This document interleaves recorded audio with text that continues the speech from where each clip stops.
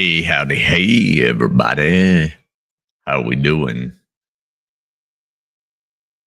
Hey, Double D's, Freedom Fighter. Glad you're here. Just give everybody a few minutes to roll in. Priestess, how are you?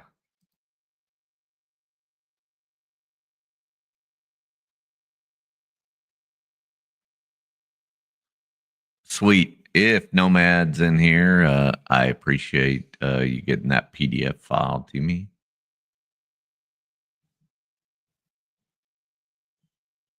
Sherry, howdy. Hey, Carrie T.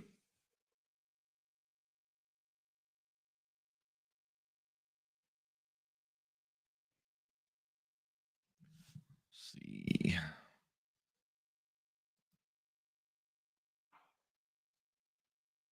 We may have a little conflict or less turnout.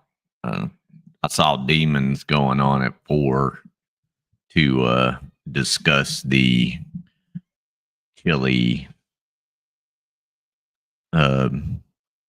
channel destruction.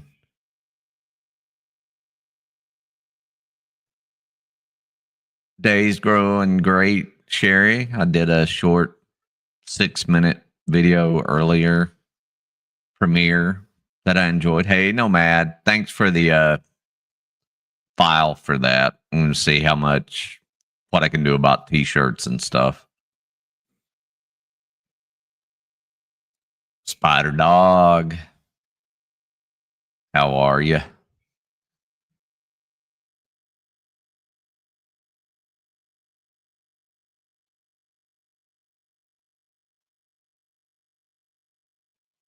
Oh, really? I didn't know. Whose voice chat were you in? Shiz's?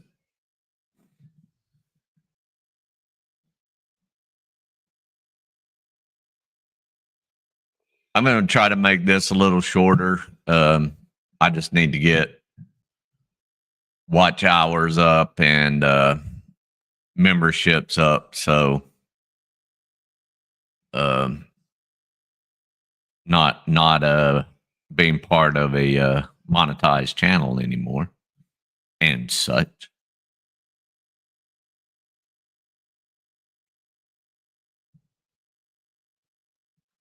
So, ew, painting front doors. I hate painting anyway.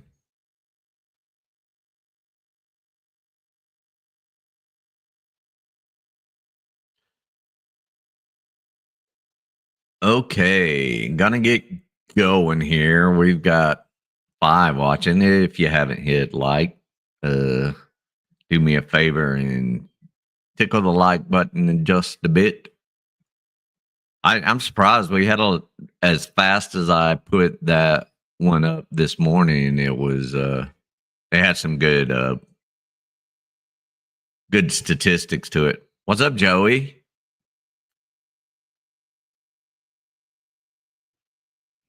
I have my Cash App link up, Priestess.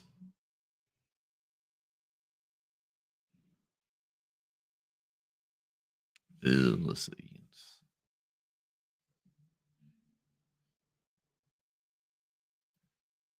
It's on my channel description. I just put it up. I really didn't know what else to do.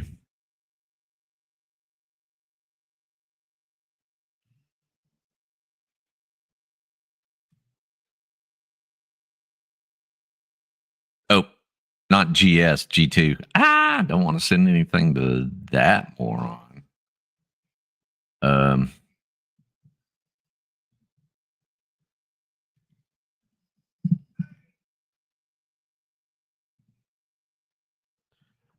I have to say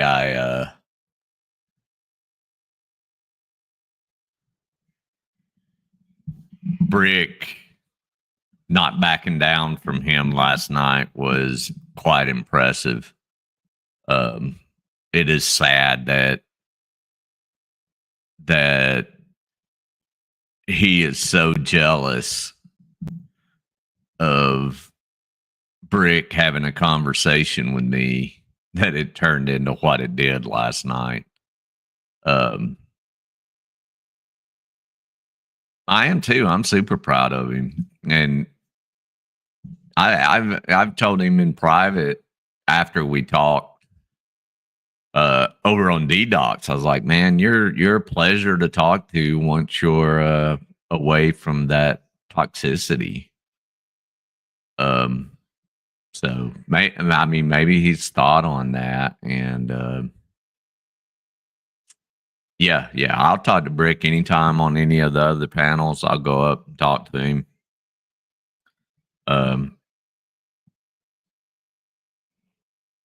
Oh, Priestess. Todd was talking shit about me in comparison to Ryder. And Brick just said, I don't know what this has anything to do with G2.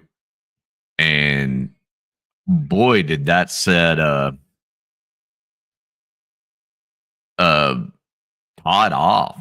And Todd pretty much told him just go fuck himself and get off his channel. And I hate that for Brick because he is a loyal guy. Hey, Simon.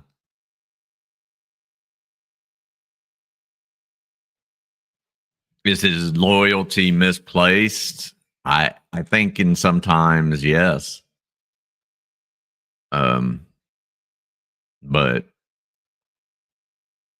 anyway, yeah, I respect Brick for standing up, and I appreciate him standing up for me. It takes a lot to stand up for somebody who's giving you such a hard time when he's around. When he's around Todd and stuff. Lola, no. He's a very stable individual and would never go off on somebody. I'll post. VOP sent me like an 8-minute video of it breaking down, and it broke down quick. So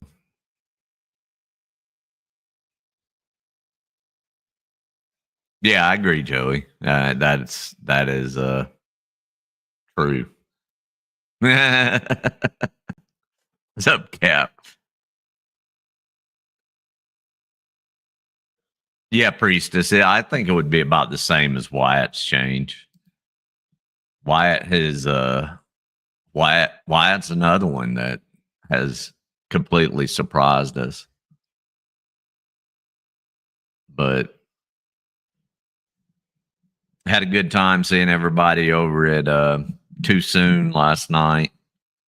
But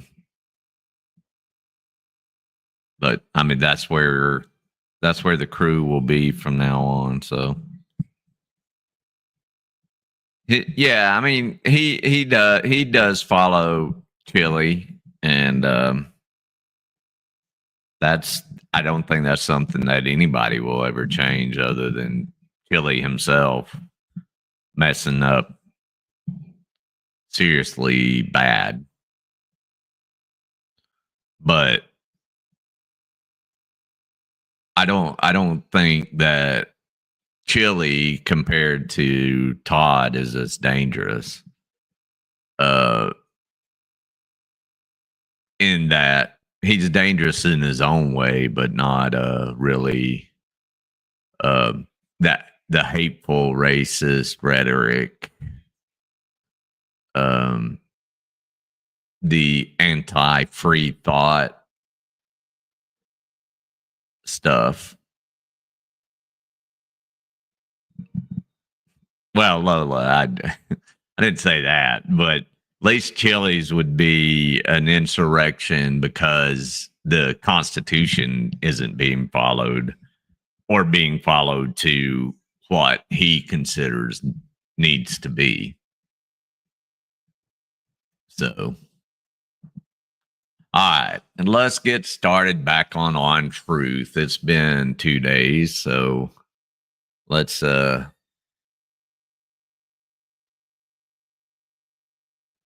yeah, he did. There was a lot of pressure off of him.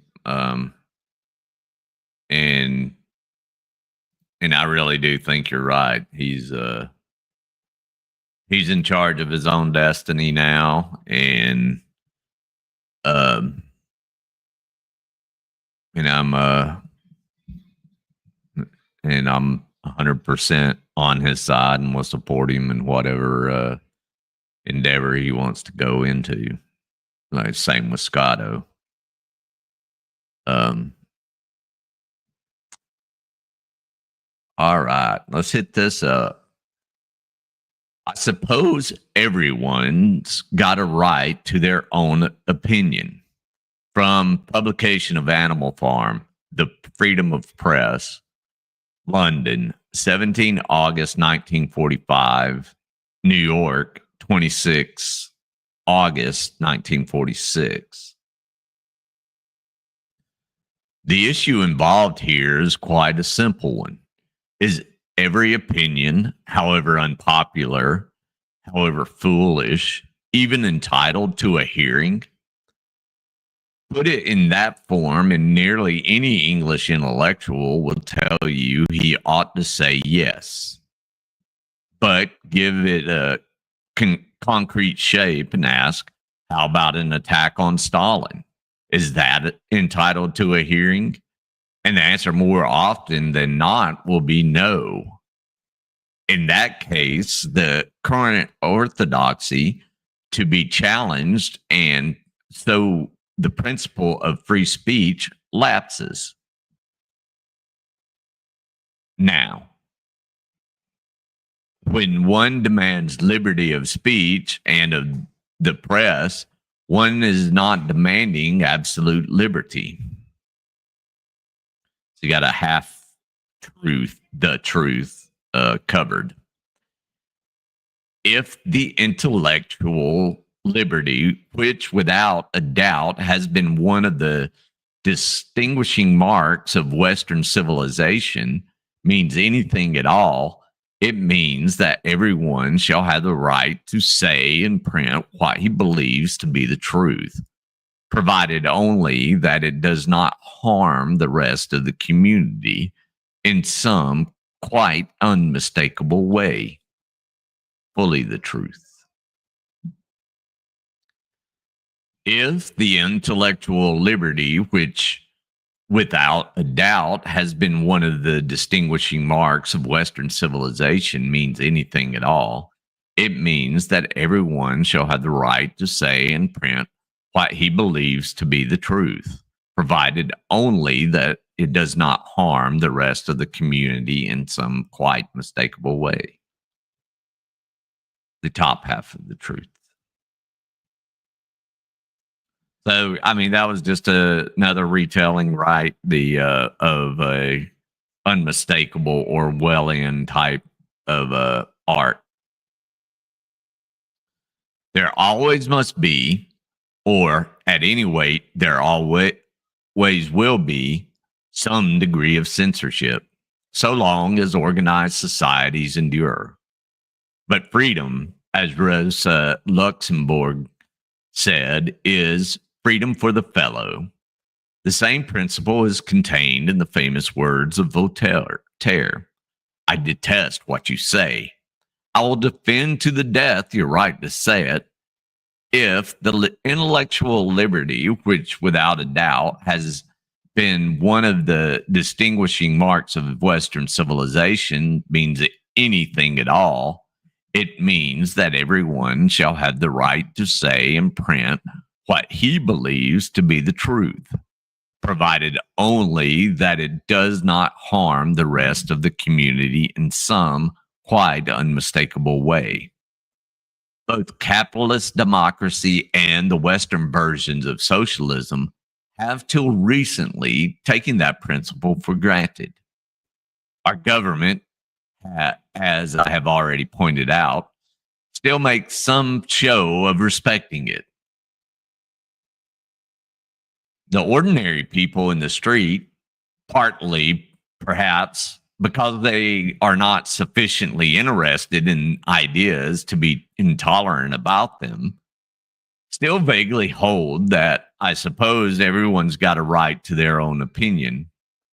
It is only, or at any rate, it is very chiefly the literary and scientific intelligentsia, the very people who ought to be the guardians of liberty, who are beginning to despise it in theory as well as in practice.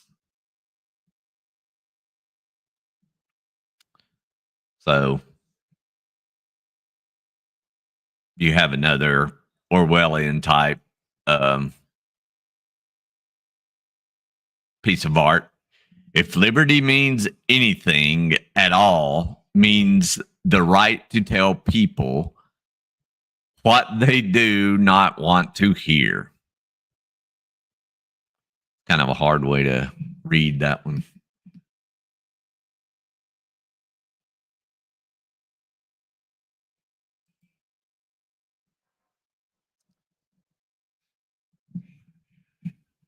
The enemies of intellectual liberty always try to present their case as a plea for discipline versus individualism. From The Prevention of Literature, Polemic, January 1946, The Atlantic Monthly, March 1947. In our age, the idea of intellectual liberty is under attack from two directions. On the one side are its theoretical enemies, the apologists of totalitarianism, and on the other is its immediate practical enemies, monopoly and bureaucracy. Any writer or journalist who wants to retain his integrity finds himself thwarted by the general drift of society rather than by active persecution. The sort of things that are working against him are the concentration of the press in the hands of a few rich men, like a certain rich man trying to buy up news outlets now. The grip of monopoly on radio and the films, the unwillingness of the public to spend money on books, making it necessary for nearly every writer to earn part of his living by hack work, the encroachment of official bodies by the Ministry of Information and the British Council, which helped the writer to keep alive but also waste his time and dictate his opinions. And the continuous war atmosphere of the past 10 years, whose distorting effects no one has been able to escape. Final Dad, how are you?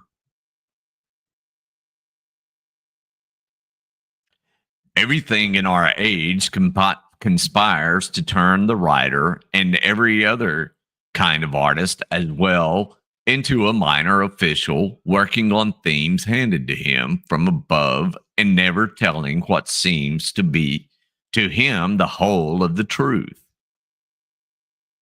Hey, Double D's. But in struggling against his fate, he gets no help from his own side. That is, there's no large body of opinion which will assure him that he is in the right. In the past, at any rate, throughout the Protestant centuries, the idea of rebellion and the idea of intellectual integrity were mixed up.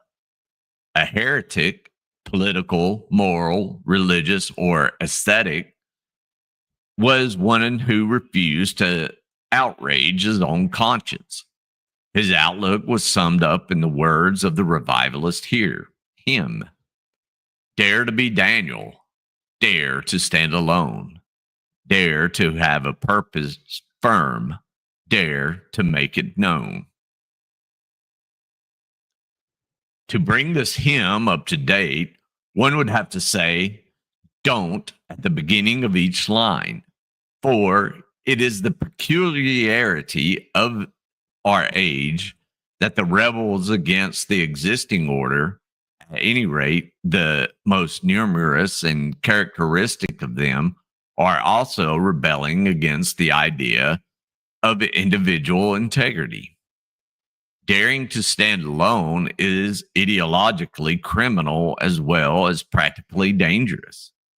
The independence of the writer and the artist is eaten away by vague economic forces, and at the same time is determined by those who should be its defenders. It is with the second process that I am concerned here.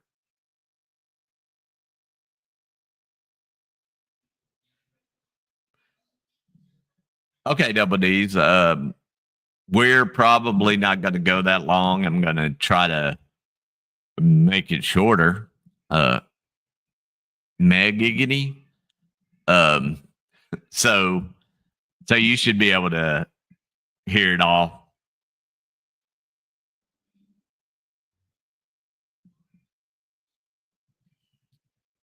Freedom of speech and of press are usually attacked by arguments which are not worth bothering about. Anyone who has experienced in lecturing and debating knows them backwards. Here, I'm not trying to deal with the familiar claim, Roger Hurd. Final Dad 86, that comment. Thank you. Deal with the familiar claim that freedom is an illusion, or with the claim that there is more freedom in totalitarian countries than with democratic ones. But with the much more tenable and dangerous proposition that freedom is undesirable and intellectual honesty is a form of antisocial selfishness. Although other aspects of the question are usually in the foreground. The controversy over freedom of speech and of the press is at bottom a controversy over the desirability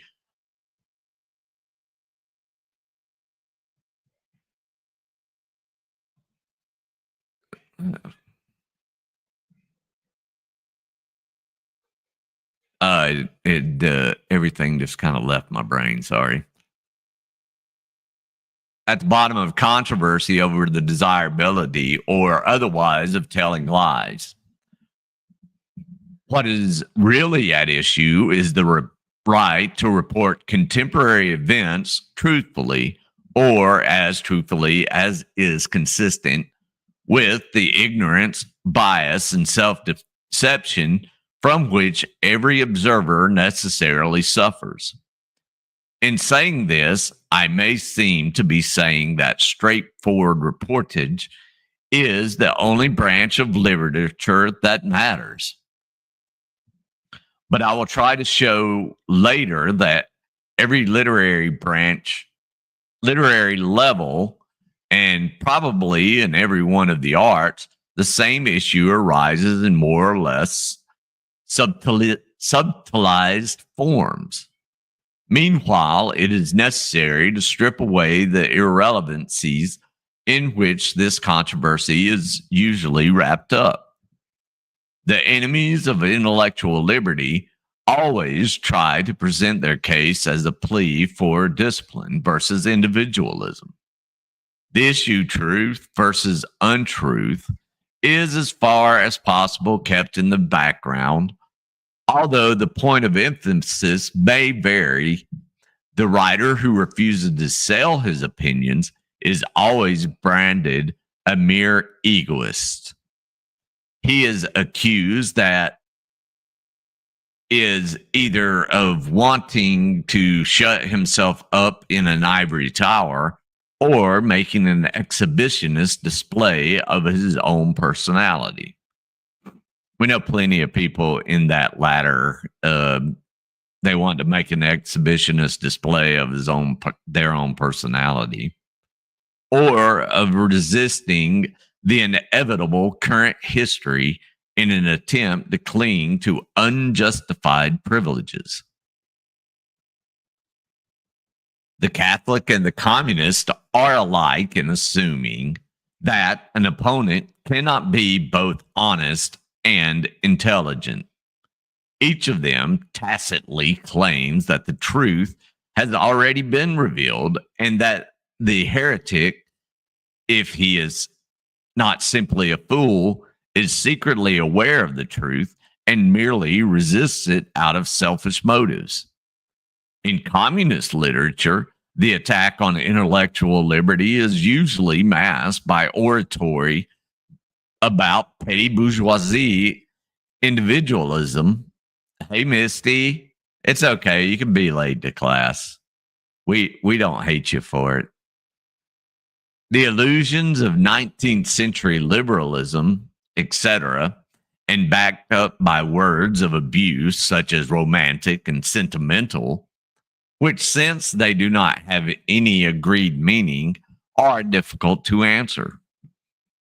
It is way the controversy is. It is the in this way the controversy is maneuvered away from its real issue. One can accept the most enlightened people, and the most enlightened people would accept the communist thesis that pure freedom will only exist in a classless society. Yeah. We have dunce cats for us all. And the one most nearly free when one is working to bring about such a society. But slipped in with this is the quite unfounded claim by the Communist Party is itself claiming aiming at the establishment of the classless society. And in the USSR, this aim is actually on the way to being realized. If the first claim is allowed to entail the second, there is almost no assault on common sense and common decency that can be justified. But meanwhile, the real point has been dodged. Freedom of the intellect means the freedom to report what one has seen, heard, and felt, and not to be obliged to fabricate imaginary facts and feelings. The familiar tirades against escapism, individualism, romanticism, and so forth are merely a forensic device, the aim of which is to make the perversion of history seem respectable. 15 years ago, when one defended the freedom of the intellect, one had to defend it against conservatives, against Catholics, and to some extent, for in England they were not of great importance, against fascists. Hey, Linda. Today, one has to defend it against communists and fellow travelers. One ought not to exaggerate the direct influence of the small English Communist Party. But there can be no question about the poisonous effect of the Russian mythos on English intellectual life. Because of it, known facts are suppressed and distorted to such an extent as to make it doubtful whether a true history of our time can ever be written. The argument that to tell the truth would be inopportune or would play into the hands of somebody of or other is felt to be unanswerable, and few people are bothered by the prospect that the lies which they condone will get out of the newspapers and into the history books. The organized lying practiced by totalitarian states is not, as is sometimes claimed, a temporary expedient of the time, of the same nature as military deception. It is something integral to totalitarianism, something that would still continue even if concentration camps and secret police forces had ceased to be necessary. Among intelligent communists, there is an underground legend of to the effect that although the Russian government is obliged now to deal in lying propaganda, frame up trials, and so forth, it is secretly recording the facts and will publish them at some future time.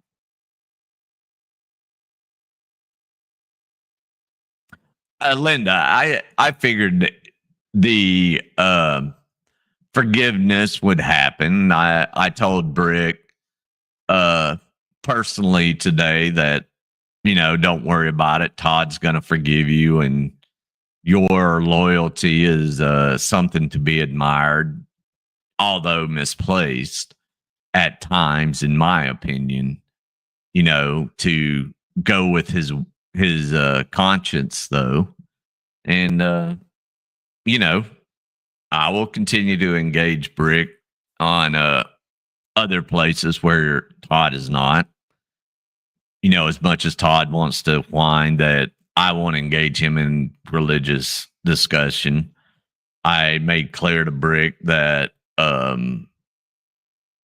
that um, I feel Brick is in good faith and that I will talk to him in good faith, even though he, wants to espouse Christian belief. I will continue to try to educate him on Judaic belief. Um,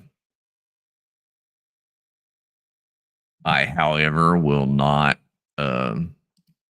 engage Todd because he is always. Sorry, I just screwed up.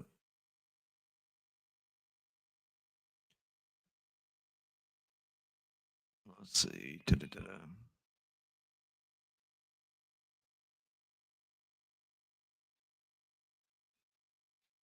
So I mean, I had no doubt that they would make up. It's not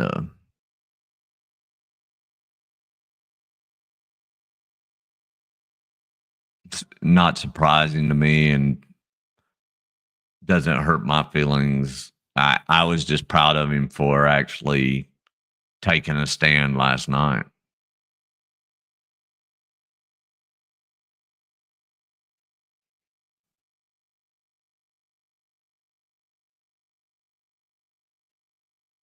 Exactly, double D's. That's why I won't engage him in conversation.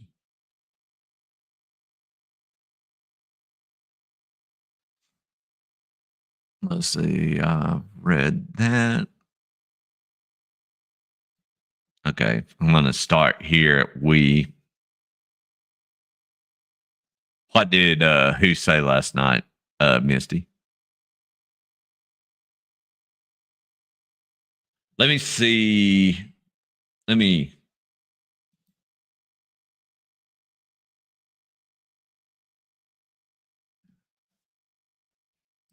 I know this is a sidetrack, but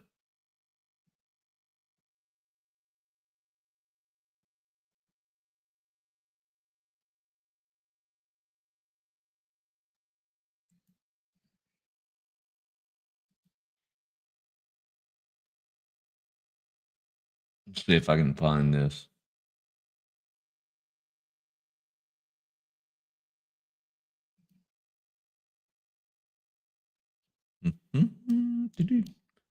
Mana.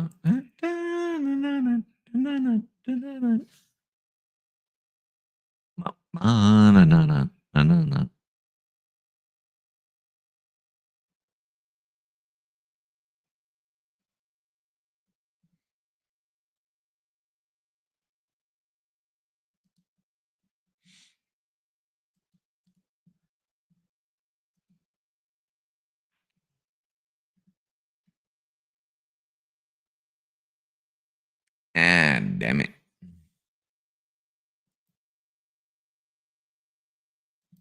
Hang on, I'll figure this out. I love you, Brett. I do love you.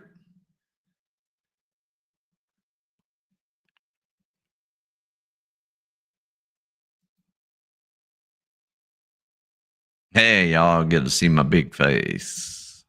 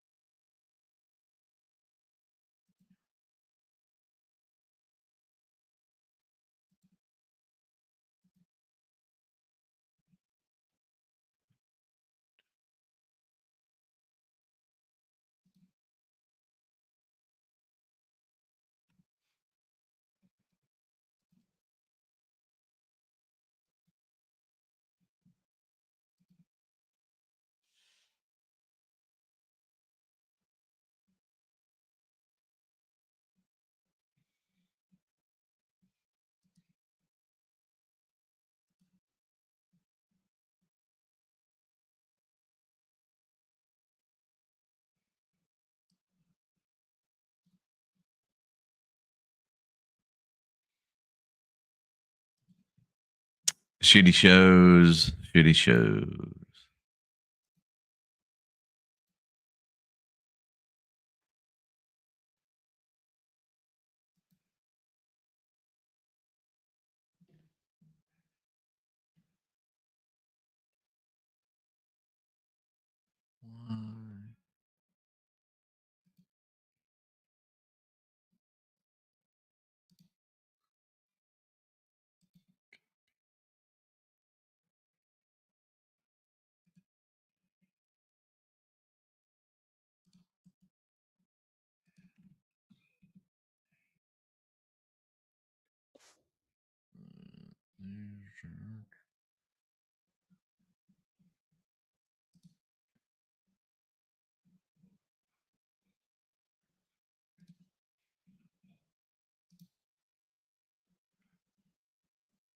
Hold your hand the whole way. If she is bringing your car, I never accused you of carrying water for him. I'm telling you, you're being psyop. Can y'all hear it? Brick, pay attention. on your sister into the Hey, Brick, I don't know what's going on with you, buddy. You obviously got a dildo in your ass. So whatever, dude. If you're looking for a reason to get mad at me, Brick, you don't have to be. If here. not, I'll I'll just give you share the the same thing link that and y'all Russell can said. watch it after There's we a get little done X with this. button. Feel free to fucking use it.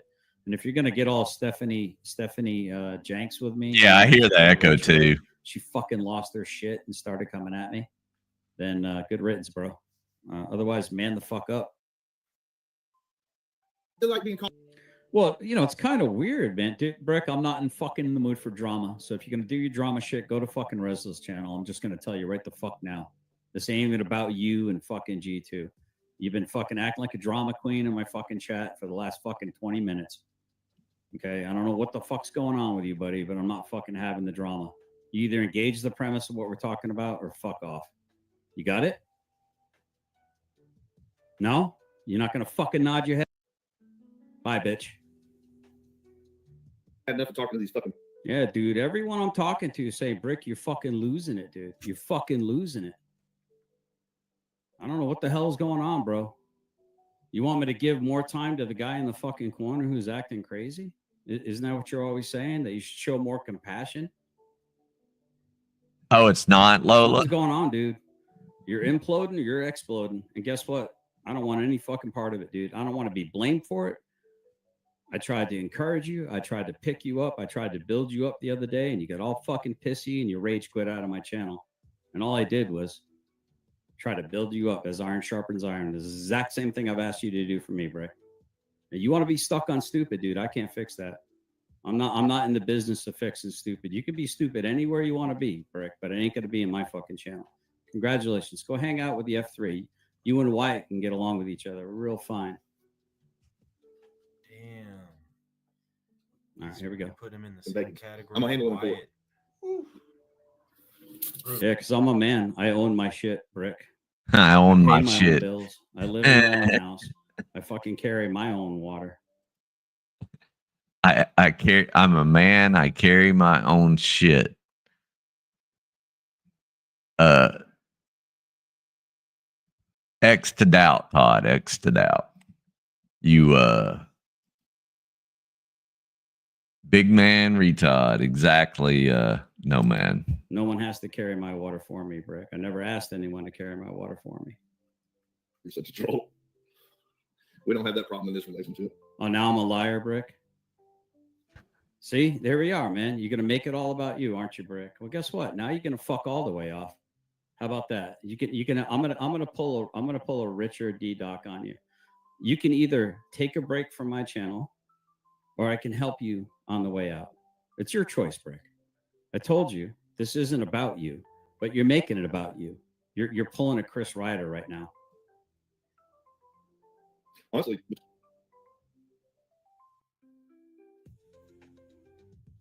Wow. Congratulations, dude. Congratulations, dude. You fell right into their trap. Way to go, buddy. between Tiffany and I, we have no problems. Dude, you're spiraling, man. I don't even know what the hell you're talking about right now. You're pulling a Chris Ryder right now. You know, just absolute Muppet, dude. Right now, you're acting like a Muppet. And I'm going to ask you one more time to stop, because I about had it enough of people that claim to be my friends stabbing me in the freaking back, Brick. I can't wait to see you opining over on F3. I can't wait to see you. You know, what do they call it? Stockholm syndrome? You know, the Stockholm syndrome survivor over there, Brick. None of it was true. Reverse. Ever since the angry vet said he was suing you and had some paperwork that wasn't signed, you've gone off, dude. I don't know if you're aware of it, but ever since he showed you that and called you and Let's Out and I guess BZ Watchdog, ever since then, something snapped in you, dude. I don't know why you're scared though. You shouldn't be scared, Brick. But you are. I don't know, man. It's weird. That they those fucking working shit. What the fuck you think they're gonna use? Sorry, Brick, dude. I didn't mean to take your wrench away. I didn't know it was going to mentally destroy your brain, bro. Yeah, so I don't know if you were being honest about me being civil towards you, and you were thanking people for being civil in the channel, because you were saying a lot of really weird stuff. That's what I was going to say, Spartan. If you're a Stockholm syndrome survivor over on another channel, that means that he was a Stockholm syndrome victim in the channel that he left. That's how Stockholm syndrome is. Todd's so stupid. Oh man. And it was really getting my attention early on, Brick. And I was biting my tongue because I knew you were trying to get my attention because you were trying to pick a fight. Why you were trying to pick a fight is beyond me. I've been nothing but respectful to you. I've been nothing but polite. I've been nothing but inviting to you. And now you're trying to cause some trauma, Brick. I don't know what to do. I don't know what to do with you, buddy. I've asked you to comport yourself. And you don't seem to want to. You seem to want to pick a fight with me. I've asked you multiple times, stop making this about you. And you're going to leave me no choice other than to hide you and your multiple accounts on my channel. That's going to be your choice, Brick. All right?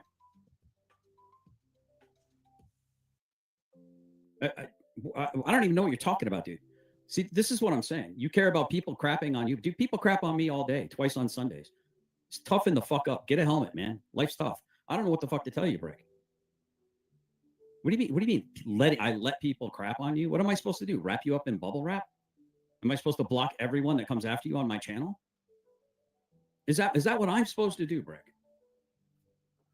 I don't even read 90% of the comments. So you're telling me you're over here saying I'm letting people crap on you, Brick. I don't even notice half of the comments. So who's lying on who now? That's all you pay attention to, Look, dude, Todd. either you got to get a thicker skin or you got to get away from the internet, bro. That's all I got to tell you.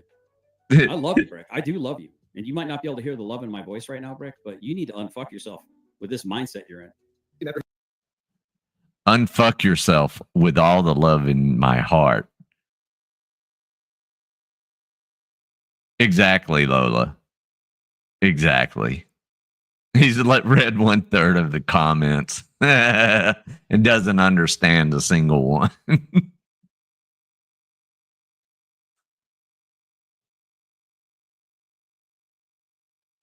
I think it was just a spat last night. I'm not sure. I guess he's back in over at Subpar in the chat. And then I told him once Todd wakes up, he's gonna realize he fucked himself horribly. Hey, Michael Rakers.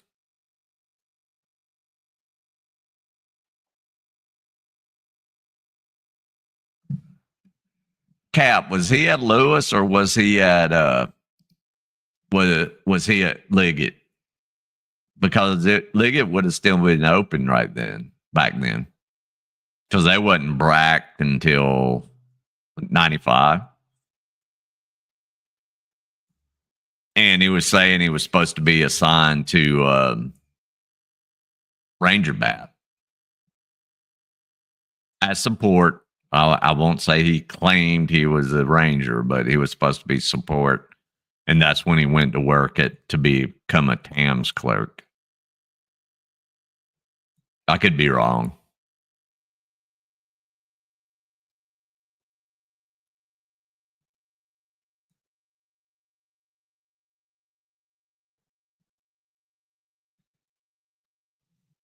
Yeah, Misty, it was just a little spat. Less a document that I needed to give my lawyer. He keeps saying that I was fucking wanting to publish it. Fuck no.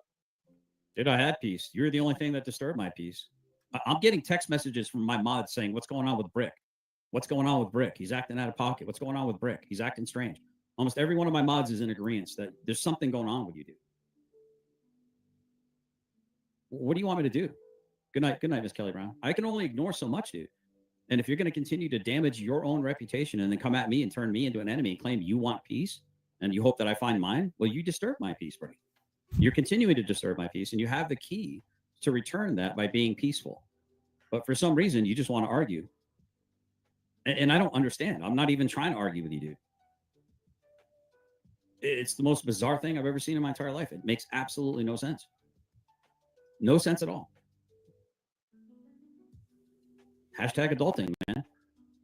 Nobody ever asked me. And that was it.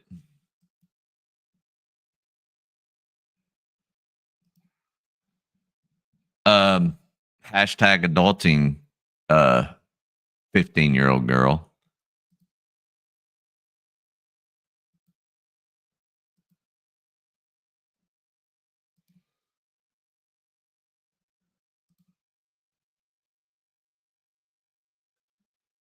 Yeah, Jeannie, I don't get the handing out your phone number to every single. He has a whole group chat with them.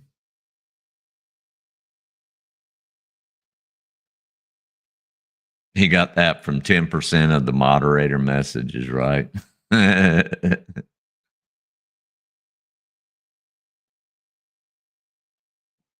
because that Jenny, those are his only friends, remember?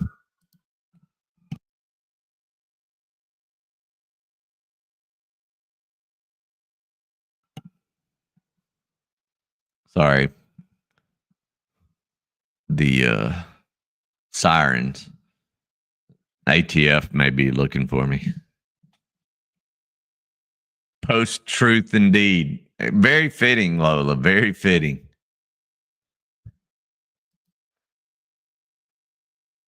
Okay. So we can, I believe, be quite certain that this is not the case, because the mentality implied by such an action is that of a liberal historian who believes that the past cannot be altered and that a correct knowledge of history is valuable as a matter of course. From the totalitarian point of view, History is something to be created rather than learned. A rewrite. I'm sorry. Rum running again. What? I could use some rum. Make some rum and Dr. Pepper. It's a good way to go.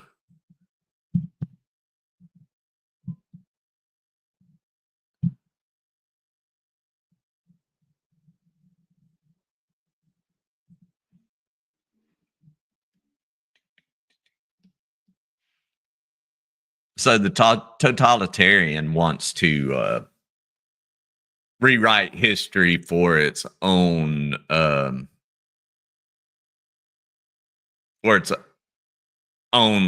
selfish goals. Yeah, Misty. Very, very good. Kraken and Dr. Pepper is so yum.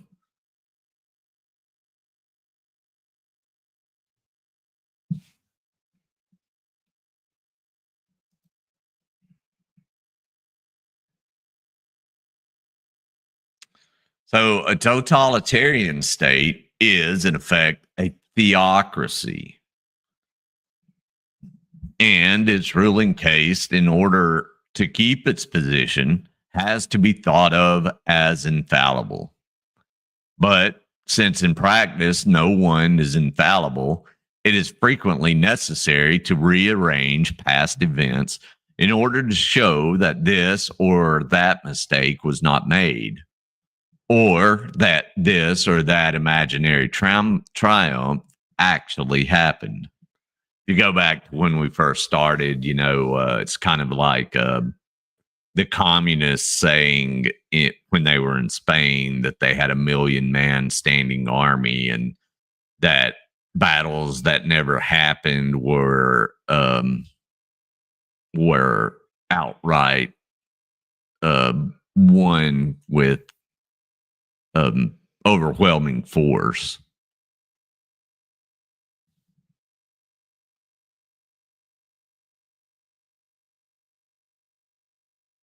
Let's see. Then again, every major change in policy demands a corresponding change of doctrine. And a revelation of prominent historical figures, this kind of thing happens everywhere. But clearly, it is likelier to lead to outright falsification in societies where only one opinion is permissible at any given moment. Totalitarianism demands, in fact, the continuous alteration of the past, and in the long run, probably demands a disbelief in the very existence of objective proof. What's up, Izzy? How are you? Good to see you here.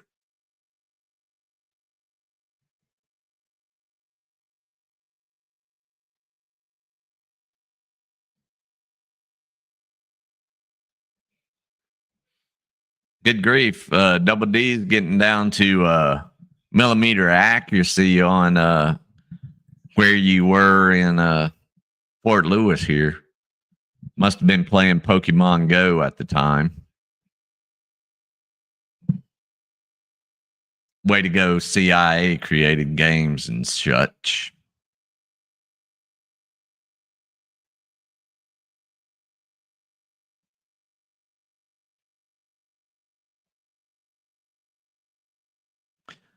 The friends of totalitarianism in this country usually tend to argue that since absolute truth is not attainable, a big lie is no worse than a little lie.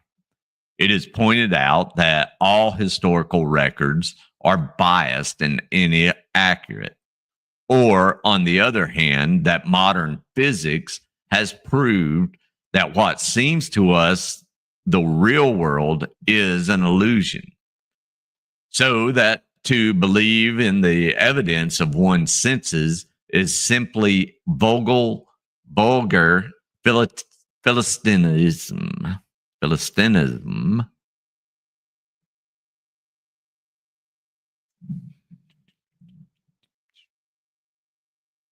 I gotta keep a totalitarian society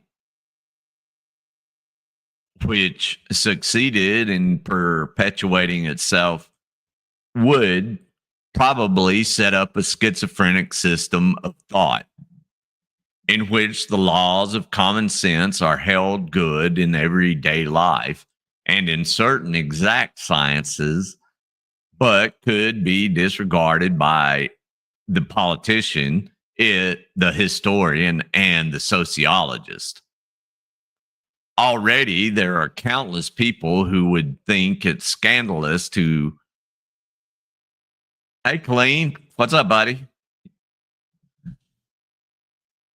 Scandalous to falsify a scientific textbook, but would see nothing wrong in falsifying a historical fact. It is at the point where literature and politics cross that totalitarianism exerts its greatest pressure on the intellect. The exact sciences are not, at this date, menaced to anything like the same extent.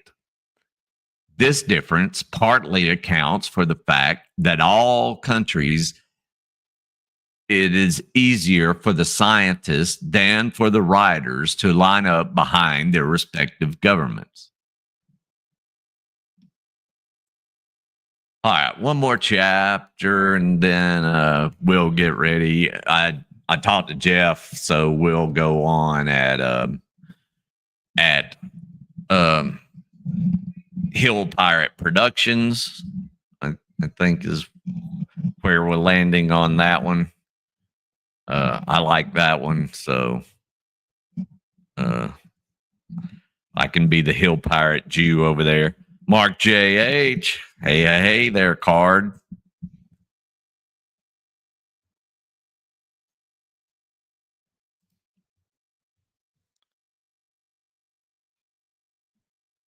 It would be scary if you had rented the toddler.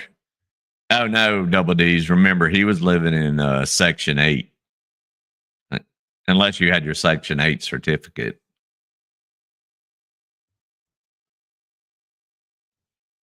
Let's see. Political writing in our time consists almost entirely of prefabricated phrases bottled together like pieces of a child's Meccano set. From The Prevention of Literature, Pomic, January 1946, The Atlantic Monthly, March 1947. And we can see this on both sides of the political aisle about having these prefabricated phrases ready to go at any given moment, and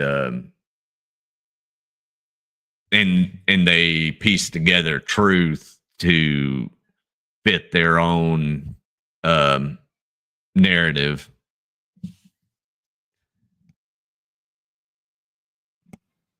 Well, Double D's, go down to the high desert. Go down to Sierra Vista, Benson area. That's Bisbee. You get you some snow. I loved living down there.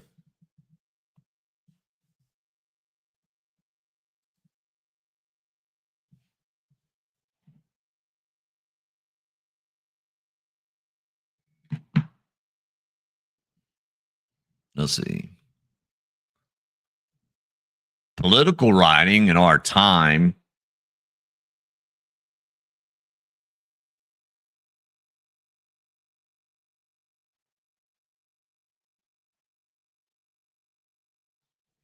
you always have to pester the military to see if they have your records.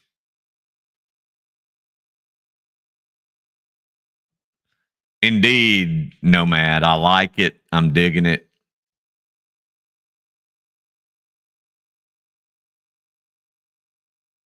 Let's see. So back to the quote at the beginning of the chapter. It was a short breakup, Izzy, but that's all good. Brick is learning. Political writing in our time consists almost entirely of free fabricated phrases bolted together like the pieces of a child's Mikado set. It is the unavoidable result of self-censorship. To write a plain, vigorous language, one has to think fearlessly. And if one thinks fearlessly, one cannot be politically orthodox. It might be otherwise in an age of faith, when the prevailing orthodoxy has been long established and is not taken too seriously. In that case, it would be possible, or might be possible, for large areas of one's mind to remain unaffected by what one officially believed. Even so, it is worth noticing that prose literature almost disappeared during the only age of faith that Europe has ever enjoyed. Throughout the whole of the Middle Ages, there was almost no imaginative prose literature and very little in the way of historical writing. And the intellectual leaders of society expressed their most serious thoughts in a dead language, which barely altered during 1,000 years. Yeah, Lola said that, double D's. Totalitarianism, however, does not so much promise an age of faith as an age of schizophrenia. A society becomes totalitarian when its structure becomes flagrantly artificial. That is, when its ruling class has lost its function but succeeds in clinging to power by force or fraud. Yeah, Linda, Lola S. was watching, said that was going on.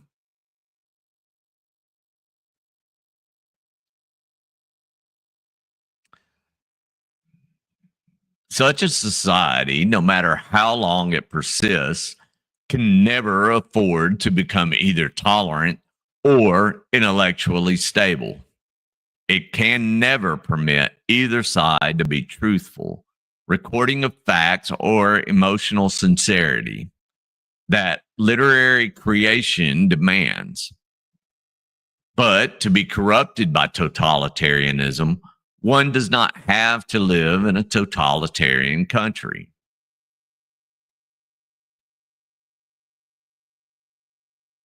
Right, Lola, right.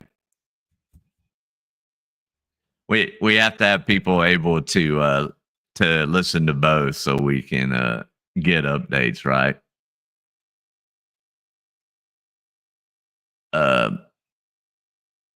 The mere prevalence of a certain idea can spread by poison that makes one subject after another impossible for little literary purposes.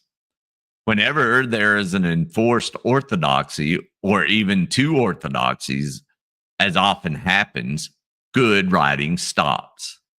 This was well illustrated by the Spanish Civil War. To many English intellectuals, the war was a deeply moving experience, but not an experience about which they could write sincerely. There were only two things that you were allowed to say. Both of them were palpable lies. As a result, the war produced acres of print, but also almost nothing worth reading. All right, y'all. We're gonna stop today's here. We'll do number 7 tomorrow. Again, our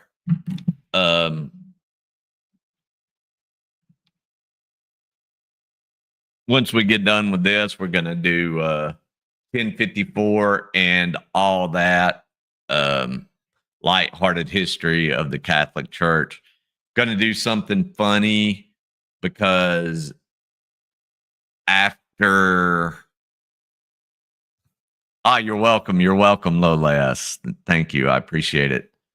After this, we're going to do something much heavier. It's a book called The Founding Myth. Why Christy, let's see, let me make sure. The Founding Myth, Why Christian Nationalism is Un-American. So again, I will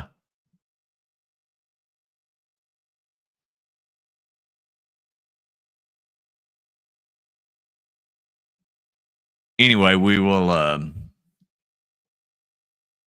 get there as soon as we're done with 1054 and all that. Well, thank you, Double D's. Giggity. So we will see y'all again tomorrow at 4 for part 7 of On Truth. Any questions, comments? Otherwise, we will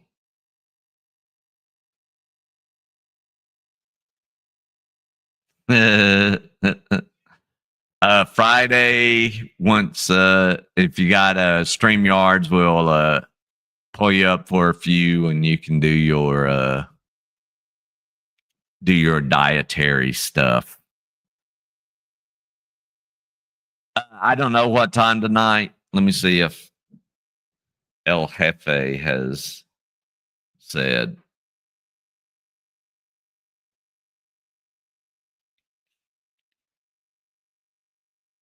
And he has not.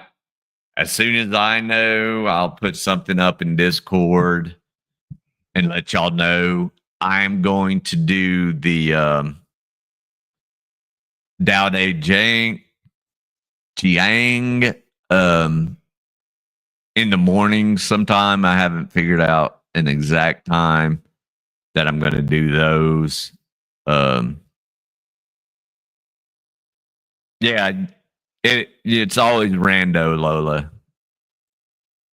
Jeff's got to go against the status quo.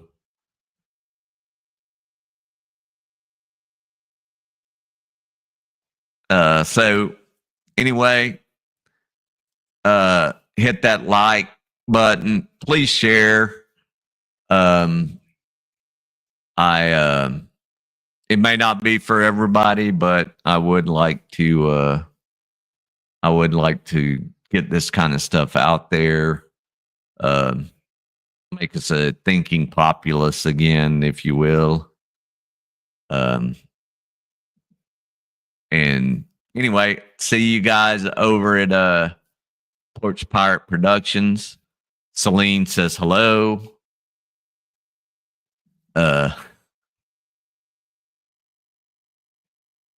I will talk to you guys in a bit. Thank y'all.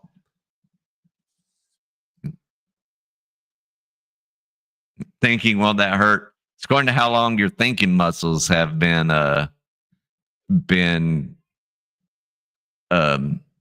sitting around. If they've atrophied, absolutely, it'll be a painful process. All right, y'all. Y'all be good.